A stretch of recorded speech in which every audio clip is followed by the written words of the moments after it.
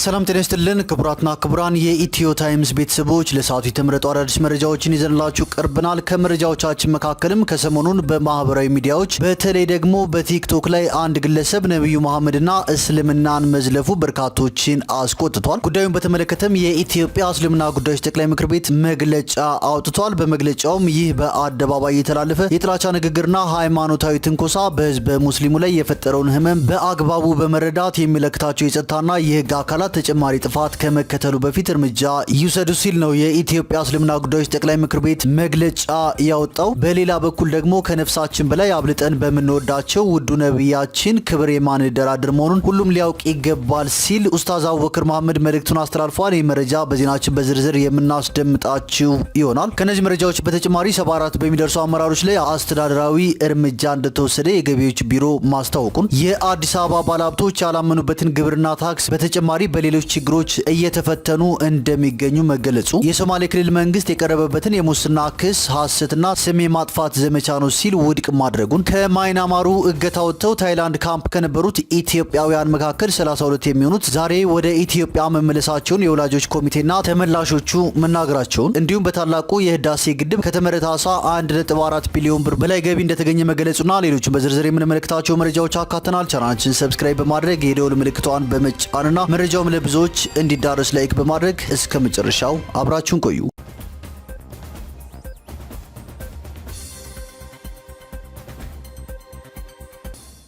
ወደ መጀመሪያው መረጃችን ስናልፍ በታላቁ የኢትዮጵያ ህዳሴ ግድብ ከተመረተ አሳ 1.4 ቢሊዮን ብር በላይ ገቢ መገኘቱን የቤንሻንጉል ጉሙዝ ክልል ግብርና ቢሮ አስታውቋል። የቢሮው የእንስሳት ዘርፍ ምክትል ቢሮ ኃላፊ ዶክተር ብርሃኑ ኢትቻ በክልሉ በ2017 በጀት ዓመት 8 ወራት 3700 ቶን አሳ ተመርቷል። ከተመረተው አሳ 95 በመቶ የሚሆነው ከአባይ ግድብ የተገኘ ነው ብለዋል። ከህዳሴ ግድቡም በቀን በአማካኝ 14646 ኪሎ ግራም የአሳ ምርት እየተገኘ መሆኑን ገልጿል። በክልሉ 1 ኪሎ ግራም አሳ 400 ብር እየተሸጠ ይገኛል ያሉት የምክትል ቢሮ ኃላፊ የአሳ ምርት ከክልሉ አልፎ ወደ አዲስ አበባና ሌሎች የክልል ከተሞች እየተላከ መሆኑን ተናግረዋል። በአባይ ግድብ አሳ የሚያወጡ 64 ማህበራት መደራጀታቸውን ገልጸው ወደ ስራ የገቡት 22 ማህበራት ብቻ መሆናቸውንም አመላክተዋል። ከአባይ ግድብ የሚገኘውን የአሳ ምርት ለማሳደግ የዘመናዊ ግብአት አቅርቦትን ማሟላትና የተደራጁት ማህበራትን ወደ ስራ እንዲገቡ እየተደረገ መሆኑንም ጠቁሟል። ከዚህ በፊት በአመት ከ1200 ቶን ያልበለጠ አሳ ሲመረት እንደነበርም አስታውሰዋል።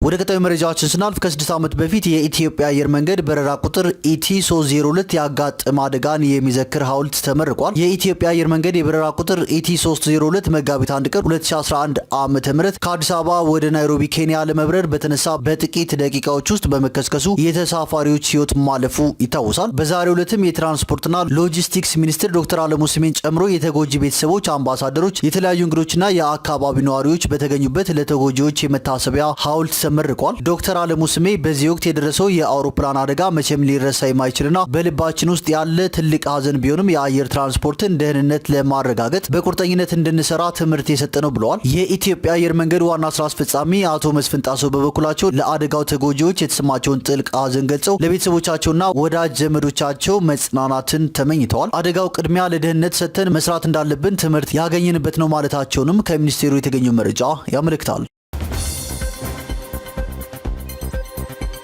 ወደ ቀጣዩ መረጃችን ስናልፍ ይህ በአደባባይ የተላለፈ የጥላቻ ንግግርና ሃይማኖታዊ ትንኮሳ በህዝበ ሙስሊሙ ላይ የፈጠረውን ህመም በአግባቡ በመረዳት የሚመለከታቸው የጸጥታና የህግ አካላት ተጨማሪ ጥፋት ከመከተሉ በፊት እርምጃ ይውሰዱ ሲል የእስልምና ጉዳዮች ጠቅላይ ምክር ቤት መግለጫ አውጥቷል። ከሰሞኑ በማህበራዊ ሚዲያዎች በተለይ ደግሞ በቲክቶክ ላይ አንድ ግለሰብ ነብዩ መሐመድና እስልምናን መዝለፉን በርካቶችን አስቆጥቷል። ይህን ተከትሎም የእስልምና ጉዳዮች ጠቅላይ ምክር ቤት መግለጫ አውጥቷል። በዚህ መግለጫው የጥላቻ ንግግር በማድረግ ግጭት ለመፍጠር የሚንቀሳቀሱ አካላት ተጠያቂ እንዲሆኑ አጥብቆ አሳስቧል። የእስልምናን መልካም እሴቶችና የነብዩ መሐመድን ክብር በመዳፈር ህዝበ ሙስሊሙን የሚያስቆጡ የጥላቻ ንግግሮች በስፋት እየተሰራጩ መሆናቸውን የገለጸው ጠቅላይ ምክር ቤቱ እነዚህ አካላት ከዛሬ ነገ ህጋዊ እርምጃ ተወስዶባቸው ከጥፋታቸው ይታረማሉ በሚል ቀና እሳቤ ጉዳዩን በትዕግስት ሲከታተል እንደቆየ ገልጿል። ይሁን እንጂ ችግሩን ከዚህ በላይ በትዕግስት መመልከት ውጤቱ የከፋ መሆኑን ጠቁሟል። የኢስላምንና የነብዩ መሐመድን ክብር የሚነኩ አካላት በህግ ተጠያቂ እንዲሆኑ ለማድረግ ከየትኛውም አይነት ተግባር ቅድሚያ ሰጥቶ እንደሚሰራም አሳውቋል። በመሆኑም በተደጋጋሚ ተከስቶ በቸልታ እየታለፈ ያሉ የኢስላምንና የነብዩ መሐመድን ክብር የሚነካ የጥላቻ ንግግር ያደረጉ ግለሰቦች አስተማሪ ቅጣት እንዲያገኙ ጉዳዩ በቀጥታ የሚመለከታቸው የፍትህ የጸጥታና የደህንነት አካላት የህግ ተጠያቂነትን ለማምጣትና መሰል ጥፋቶች እንዳይደገሙ ከመቼውም ጊዜ በላይ በልዩ ትኩረት እንዲሰሩ ምክር ቤቱ አሳስቧል። ጠቅላይ ምክር ቤቱ የሃይማኖት ተቋማት ጉባኤ ጉዳዩ ከዚህ በላይ ከመካረሩ በፊት የጋራ አቋም በመያዝ አፋጣኝ መፍትሄ እንዲያገኝም አስቸኳይ ውሳኔ እንዲወስን ጠይቋል። ይህ በአደባባይ የተላለፈ የጥላቻ ንግግርና ሃይማኖታዊ ትንኮሳ በህዝበ ሙስሊሙ ላይ የፈጠረውን ህመም በአግባቡ በመረዳት የሚመለከታቸው የጸጥታና የህግ አካላት ተጨማሪ ጥፋት ከመከተሉ በፊት አስቸኳይ እርምጃ እንዲወስዱ ማሳሰቢያ ሰጥቷል። የሰሞኑ የጥላቻ ንግግር ምንጩ የተራ ግለሰብ ቢመስልም ከጀርባ የአጀንዳና የሀሳብ ተጋሪዎች ያሉት በመሆኑ ህዝባዊ ቁጣ ከመቀስቀሱ በፊት የሀገርና የህዝብ ጉዳይ ያገባናል የሚሉ ሁሉ ከጠቅላይ ምክር ቤቱ ጋር በመቆም ትንኮሳውን እንዲያወግዙም ጥሪ አቅርቧል። ወቅቱ በሙስሊሞችና በኢትዮጵያ ኦርቶዶክስ ተዋሕዶ አማኞች የጾም ወቅት እንደመሆኑ እንዲህ አይነት ከሃይማኖትና ከኢትዮጵያዊነት እሴት ያፈነገጡ የጥላቻ ንግግሮች የሚገሰጹበትና የሚታረሙበት የጽሞና ወቅት እንዲሆንም ምክር ቤቱ ጥሪውን አቅርቧል። በተያያዘ መረጃ ደግሞ ከነፍሳችን በላይ አብልጠን በምንወዳቸው ውዱ ነቢያችን ክብር የማንደራደር መሆኑን ሁሉም ሊያውቅ ይገባል ሲል ኡስታዝ አቡበከር መሐመድ መልእክቱን አስተላልፏል። የኢትዮጵያ እስልምና ጉዳዮች ጠቅላይ ምክር ቤት የፕሬዝዳንት ጽህፈት ቤት ኃላፊ ኡስታዝ አቡበከር አህመድ ከሰሞኑ በተለያዩ ሶሻል ሚዲያዎች ድንበር የሚያልፉ ግለሰቦችን አስመልክቶ መልእክቱን አስተላልፏል። የፍሪ ክፍለ ከተማ እስልምና ጉዳዮች ምክር ቤት ከኢትዮጵያ ሙስሊም ወጣቶች ካውንስል ጋር በመተባበር የተዘጋጀ የዳዕዋ መድረክ በርካታ ሙስሊሞች በተገኙበት መልእክት ያስተላለፉት ኡስታዝ አቡበከር አህመድ ከነፍሳችን በላይ አብልጠን በምንወዳቸው ውዱ ነቢያችን ክብር የማንደራደር መሆኑን ሁሉም ሊያውቅ ይገባል ሲሉ ተናግረዋል። እኛ እምነታችንን በምናስተምርበት ወቅት ፈጽሞ የሰዎች እምነት ላይ ድንበር አናልፍም፣ እስልምናም ያንን አያዝም ያሉ ሲሆን ሌሎች የእምነት ተቋማትም ድንበር የሚያልፉ ግለሰቦችን ተው ሊሉ ይገባል ብለዋል። እንደ ተቋም በህግ መሄድ እስካለብን ጥግ ድረስ እንሄዳለን ያሉ ሲሆን ሙስሊሙ ማህበረሰብ በተለይ ወጣቱ በሰላማዊ መንገድ እምነቱን ማስከበር አለበት ሲሉም ኡስታዝ አቡበከር አህመድ መልእክታቸውን አስተላልፈዋል። ወደ ቀጣዩ መረጃችን ስናልፍ አሜሪካዊ ቢሊዮነር ኤለን መስክ ዛሬ ባሰፈረው መልእክት የሳተላይት ኢንተርኔት አገልግሎት መስጫ የሆነውን ስታርሊንክ ለዩክሬን ጦርነት ወሳኝ መሆኑን አስታውቋል። የዩክሬን ማናቸውም ወታደራዊ ግንኙነቶች የሚከናወኑት በእሱ ባለቤትነት በሚተዳደረው በዚሁ ስታርሊንክ አማካኝነት እንደሆነም ገልጿል። መስክ በኤክስ ገጹ ላይ እኔ ፑቲንን ከዩክሬን ጋር በሚደረገው ጦርነት ፈትኘዋለሁ፣ እናም የኔ ስታርሊንክ ሲስተም ለዩክሬን የጀርባ አጥንት ነው ካለ በኋላ ስታርሊንኩን ቢያጠፋው የዩክሬን የጦር ግንባር ሙሉ በሙሉ እንደሚፈራርስ አስረድቷል። ለአመታት በተደረገው በዚህ ጦርነት ዩክሬን ላታሸንፍ ነገር ይህንን በማድረጉና ሰዎች በመሞታቸው እንደሚጸጽተውም አስረድቷል። ጨምሮም አሁን ሁሉም የሚመለከተው ሁሉ ይህ ሰው እየበላ ያለው ጦርነት እንዲቆም ማድረግ አለበት፣ አሁን ሰላም ያስፈልጋል ብሏል። ኤለን መስክ ይህንን መልእክት ያሰፈረው የዩክሬኑ ፕሬዝዳንት ዘለንስኪን ከሩሲያ ጋር የማያልቅ ጦርነት ማድረግ እንደሚፈልጉ ገልጾ ጨካኝ ካላቸው ከቀናት በኋላ ነው። ሩሲያና ዩክሬን ጦርነቱን ከጀመሩ 3 ዓመታቸው የሞላቸው ሲሆን በሁለቱም በኩል ከፍተኛ ሰብአዊ ጉዳት መድረሱም የሚታወቅ ነው። ወደ ቀጣዩ መረጃችን ስናልፍ ከማይናማር እገታ ወጥተው ታይላንድ ካምፕ ከነበሩት ኢትዮጵያውያን መካከል 32 የሚሆኑት ዛሬ ወደ ኢትዮጵያ መመለሳቸውን የወላጆች ኮሚቴና ተመላሾቹ አረጋግጠዋል። የወላጆች ኮሚቴ በሰጠው ቃል ዛሬ ጠዋት 32 ኢትዮጵያውያን ወደ ሀገራቸው ተመልሰዋል ብለዋል። ልጆቹ ለሀገራቸው እንዲበቁ ላደረጋቸው ምስጋና አቅርቦ ከእገታ ወጥተው በታይላንድ ያሉ በማይናማር ገና ከእገታ ያልወጡና ወጥተው ወደ ታይላንድ ያልተሻገሩ ጭራሹንም ያሉበት የማይታወቅ በርካታ ኢትዮጵያውያንን መፍትሄ እንዲሰጣቸውም ጠይቋል። ከተመላሾቹ መካከል አንዱ 32 ልጆች መምጣታቸውን አረጋግጦ የታይላንድ መንግስት ያልተቀበላቸው ወደ 300 ልጆች ማይናማር ካምፕ ውስጥ አሉ 32 ልጆች መተናል ሲሉም ተናግረዋል። የውጭ ጉዳይ ሚኒስቴር በበኩሉ 32 ልጆች እንደመጡ በላከው መልእክት አረጋግጧል። ሚኒስቴሩ ባወጣው መግለጫ ከማይናማር እገታ ወጥተው ወደ ታይላንድ ከተሻገሩ 133 ኢትዮጵያውያን መካከል 32ቱ ዛሬ ወደ አገራቸው እንደተመለሱ ገልጾ 47 ኢትዮጵያውያንን ደግሞ ዛሬ ምሽት ይገባሉ ተብሎ ይጠበቃል ብሏል። ቀሪዎቹ በታይላንድ ማቆያ የሚገኙ 58 ኢትዮጵያውያንን ወደ ሀገራቸው ለመመለስ ኤምባሲው ጥረት እያደረገ ይገኛል ሲልም አክሏል። ጃፓን በሚገኘው የኢትዮጵያ ኤምባሲ በኩል በማይናማር በአስቸጋሪ ሁኔታ የሚገኙ ሌሎች ኢትዮጵያውያንን ወደ ታይላንድ በማሻገር ወደ ሀገራቸው ለመመለስ ጥረት እያደረገ ይገኛል ሲልም አክሏል። ወደ ቀጣዩ መረጃችን ስናልፍ የሶማሌ ክልል መንግስት የቀረበበትን የሙስና ክስ ሐሰትና ስም የማጥፋት ዘመቻ ነው ሲል ውድቅ አድርጎታል። የሶማሌ ፌዴራሊስት ፓርቲ በክልሉ ሙስና ተንሰራፍቶ ፕሮጀክቶች ተንጓተዋል ሲል ያቀረበውን ክስ የሶማሌ ክልል መንግስት ኮሚኒኬሽን ጉዳዮች ቢሮ ሐሰትና ስም የማጥፋት ዘመቻ ነው ሲል ውድቅ አድርጎታል። የሶማሌ ፌዴራሊስት ፓርቲ ባሳለፍነው ሳምንት ባወጣው መግለጫ በክልሉ ለልማት ስራዎች የተመደበው ከፍተኛ ገንዘብ አላግባብ ጥቅም ላይ እየዋለ እንደሚገኝም ገልጿል። ፓርቲው በመግለጫው ሙሉ ክፍያ ተከፍሎ ነገር ግን ፕሮጀክቶቹ በከፊል ሙሉ በሙሉ ሳይገነቡ እንደቀሩም ገልጿል። የክልሉ ኮሚኒኬሽን ጉዳዮች ቢሮ በላከው ደብዳቤ በሙስናና ፕሮጀክቶች መንጓተት ላይ የቀረበው ወቀሳ መሬት ላይ ያለውን እውነታ የሚያሳይ ነው ብሏል። የህዝብ ገንዘብ አላግባብ ጥቅም ላይ እየዋለ ነው በሚል በፓርቲው የቀረበውን ቅሬታ ውድቅ በማድረግ የግንባታ ስራዎች ጨረታ በግልጽ በጋዜጣ ታትመዋልና የግንባታ ስራውን በውድድር ብቁ ለሆነ የግንባታ ተቋራጭ ተሰጥቷል በማለትም መልእክቱን አስተላልፈዋል።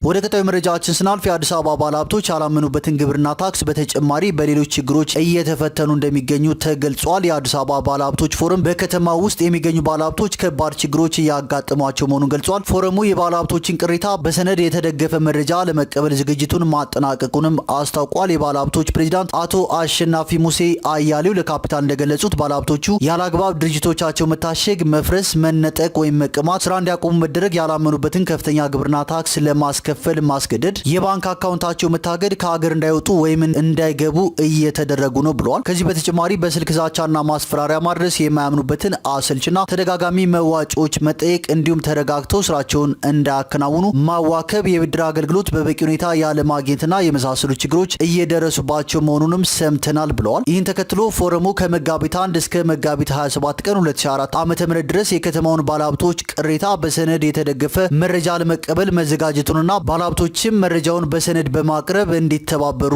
ጥሪ አቅርቧል። የባለሀብቶቹ ቅሬታ ከተሰበሰበ በኋላ ለሚመለከተው አካል በማቅረብ ችግሮቹ እንዲፈቱ ፎረሙ እንደሚሰራም አቶ አሸናፊ ሙሴ አያሌው ተናግረዋል።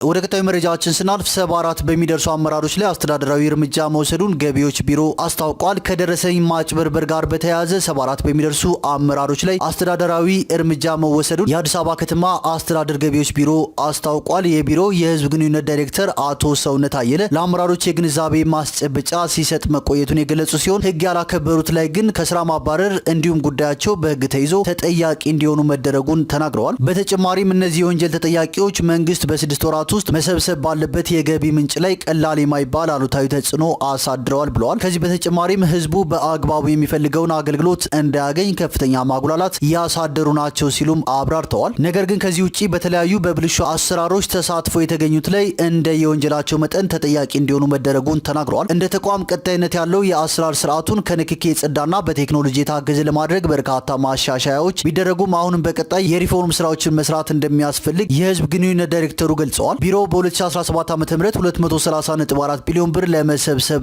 አቅዶ ወደ ስራ መግባቱን የገለጸ ሲሆን ከዚህም በ6 ወራት ውስጥ ከ6.4 ቢሊዮን ብር በላይ የታክስ ዕዳ መሰብሰቡን አስታውቋል። ወደ ቀጣዩ መረጃችን ስናልፍ በአዲስ አበባ ከተማ አንድ ነዋሪ በአማካይ 0.49 ኪሎ ግራም ደረቅ ቆሻሻ እንደሚያወጣ ተነግሯል። በአዲስ አበባ ከተማ ነዋሪዎች በቀን 2500 ቶን ቆሻሻ የሚመረት መሆኑን ያስታወቀው የአዲስ አበባ ጽዳት አስተዳደር በአማካይ በቀን አንድ ሰው 0.49 ቆሻሻ ያመርታል ብሏል። አስተዳደሩ በቀን በአማካይ የሚመረተውን ከ2500 ቶን በላይ ቆሻሻ በተለያየ መንገድ እንደሚያስወግድ የኤጀንሲው ዋና ዳይሬክተር ዶክተር እሸቱ ለማ የተናገሩ ሲሆን አሁን ላይ በከተማዋ ከ94 በመቶ በላይ ቆሻሻ በአግባቡ የተወገደ መሆኑን አስታውቀዋል። ቀሪው 6 በመቶ የከተማዋን ቆሻሻ አግባብ ባይሆንም ነዋሪዎች በማቃጠልና ወንዝና ፍሳሽ ማስወገጃ ውስጥ በመጨመር እንደሚያስወግዱ ኤጀንሲው አስታውቋል። ኤጀንሲው ይህን በከተማ የተሰበሰበውን ቆሻሻ በረጲ የኃይል ማመንጫ በማስረከብ በተደራጁ ወጣቶች በመልሶ መጠቀም ወይም በሪሳይክሊንግ መንገድና ማዳበሪያ በሚያዘጋጁ ወጣቶች በኩል እንዲወገድ እያደረገ መሆኑን ዶክተር እሸቱ ጨምረው ተናግረዋል። ወደ ቀጣዩ መረጃችን ስናልፍ በኦሮሚያ ክልል ምዕራብ ሸዋ ዞን ደንዲ ወረዳ በደረሰ የትራፊክ አደጋ የ6 ሰዎች ህይወት አልፏል። ኮድ 364318 ኦሮ የሆነ የህዝብ ማመላለሻ ተሽከርካሪ ከግንደበረት ወረዳ ወደ ግንጪ ከተማ ሲጓዝ በመገልበጡ አደጋው ደርሷል። በደረሰው አደጋ የ6 ሰዎች ህይወት ሲያልፍ በ28 ሰዎች ላይ ደግሞ ቀላልና ከባድ የአካል ጉዳት መድረሱን የኦሮሚያ ክልል የትራፊክ ቁጥጥር ክፍል ባለሙያ የሆኑት ኢንስፔክተር መሰለ አበራ ተናግረዋል። ጉዳት የደረሰባቸው ሰዎች በግንጪ የመጀመሪያ ደረጃ ሆስፒታል የህክምና ክትትል እየተደረገላቸው እንደሚገኝና የአደጋው መንስኤም በመጣራት ላይ እንደሆነ ኢንስፔክተር መሰለ ጨምረው ተናግረዋል። ወደ መጨረሻው መረጃችን ስናልፍ የተሻሻለው የቤንሻንጉል ጉሙዝ ክልል ህገ መንግስት ተፈጻሚ እንዳይሆን የጠየቁ የክልሉ የምክር ቤት አባል በቁጥጥር ስር መዋላቸው ተሰምቷል። በቅርቡ የተሻሻለው የቤንሻንጉል ጉሙዝ ክልል ህገ መንግስት ተፈጻሚ እንዳይሆን አቤቱታ ያሰሙት በክልሉ ምክር ቤት የተቃዋሚ ቦሮ ዲሞክራሲያዊ ፓርቲ ተመራጭ አቶ ዮሐንስ ተሰማ ትናንት እሁድ የካቲት 30 ቀን 2017 ዓ.ም በጸጥታ ኃይሎች በቁጥጥር ስር መዋላቸውን የፓርቲው ዋና ጸሐፊ አቶ ቢቂላ ቦሮ ተናግረዋል። አቶ ዮሐንስ በክልሉ ህገ መንግስት ላይ ስላቀረቡት አቤቱታም ተጨማሪ ማብራሪያ ለመስጠትና ለውይይት ተጠርተው ወደ አዲስ አበባ ለመሄድ አሶሳ ህዳሴ አየር ማረፊያ ከቀኑ 4 ሰዓት ላይ ባቀኑበት ወቅት እሳቸውን ጨምሮ 3 የምክር ቤት አባላት የሀገር ውስጥ በረራ ማድረግ እንደማይችሉ እንደተነገራቸውም የፓርቲው ዋና ጸሐፊ ገልጸዋል። በረራውን መከልከላቸውን ተከትሎ ወደ ቤታቸው እንደተመለሱ የገለጹት የፓርቲው ዋና ጸሐፊ ቤታቸው ከገቡ በኋላ ከቀኑ 7 ሰዓት ገደማ በክልሉ አድማ በታኝ ተይዘው ወደ አሶሳ ወረዳ 2 ፖሊስ ጣቢያ መወሰዳቸውን ገልጸዋል። የምክር ቤት አባሉ አቶ ዮሐንስ ተሰማ መታሰራቸው የተሰማው ከ2 ሳምንት በፊት የቤንሻንጉል ጉሙዝ ክልል ምክር ቤት ያሻሻለው የክልሉ ህገ መንግስትና የምክር ቤት ተወካዮች ብዛት አዋጅ ተፈጻሚ እንዳይሆኑ ከሌሎች የተቃዋሚ የቦሮ ዲሞክራሲያዊ ፓርቲ አባላት ጋር አቤቱታ ማቅረባቸውን ተከትሎ ነው። ከተቃዋሚው የቦሮ ዲሞክራሲያዊ ፓርቲ የተመረጡ 3 የክልሉ ምክር ቤት አባላት የክልሉ ምክር ቤት በአብላጫ ድምጽ ያጸደቃቸው 2 አዋጆች ያልነበሩ ያልተደነገጉ እንዲባሉና ተፈጻሚ እንዳይሆኑ ለአገሪቱ የህገ መንግስት ጉዳዮች አጣሪ ጉባኤ ዳኝነት ጠይቀዋል። ስለ ስሩ ምንም ግልጽ የሆነ ነገር የለም ሲሉ የገለጹት አቶ ቢቂላ አክሎም ባለፈው እኛ አቤቱታውን ካቀረብን በኋላ የክልሉ መንግስት በተለያዩ ሚዲያዎች ላይ ይሄ ህገ መንግስትን መዳን ነው፣ ክልል ማፍረስና ሽብር ማወጅ ነው የሚል ዛቻና ማስፈራሪያ አዘል መግለጫ ሲሰጥ ነበር ብለዋል። በተጨማሪም የድርጅቱ ሊቀመንበርና የክልሉ ምክር ቤት አባል የሆኑት አቶ አመንቴ ገሺና ሌላኛው የምክር ቤት አባል አቶ ተስፋውን ኪሉ ማንኛውም የሀገር ውስጥ በረራ ማድረግ እንዳይችሉም ክልክላ እንደተደረገባቸው ጠቁመዋል።